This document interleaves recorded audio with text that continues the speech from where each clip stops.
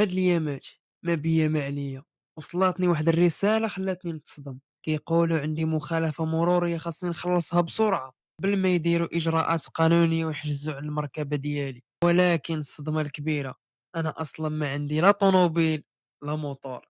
يعني الرسالة غير فخ عشوائي كيتصيفط لآلاف الناس باش يخوفوهم ويخليوهم يضغطوا على الرابط المزور.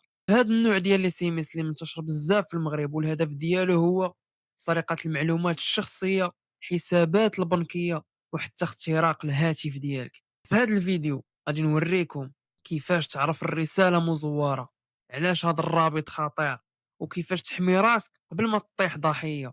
إلا عندك طوموبيل ولا موطور أو حتى ما عندكش بحالي، خاصك تشوف هذا الفيديو حتى للنهاية.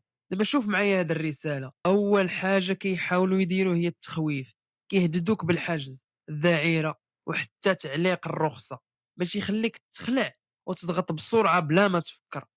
ثاني حاجة، الرابط. أي جهة حكومية حقيقية مستحيل تستعمل رابط غريب بحال هذا. هاد الروابط كيكونوا معمولين فقط باش يسرقوا المعلومات ديالك. وثالث حاجة مهمة، هاد الرسالة كيتوصلوا بها ناس ما عندهمش أصلا سيارات ولا دراجات بحالي أنا. يعني واضح أنها عملية نصب جماعية. وكاين اللي كيضغط على الرابط وكيعمر المعلومات ديالو، رقم البطاقة، معلومات البنك، أو حتى كلمة السر. من بعد كيبدا المشكل الحقيقي. لهذا إلا توصلتي بأي رسالة بحال هذه، ما تضغطش على الرابط، ما تدخل حتى معلومة ديالك، تحقق فقط من المواقع الرسمية، وبلغ على الرسالة كسبام. في الأخير خليو بالكم بزاف مع هذا النوع ديال الاحتيال، حيت النصابة ولاو كيستعملوا الخوف والاستعجال باش يطيحوا الناس. وإلا سبق ليك توصلتي بحال هاد الرسالة، كتب لينا في التعليقات باش الناس كاملين يستافدوا.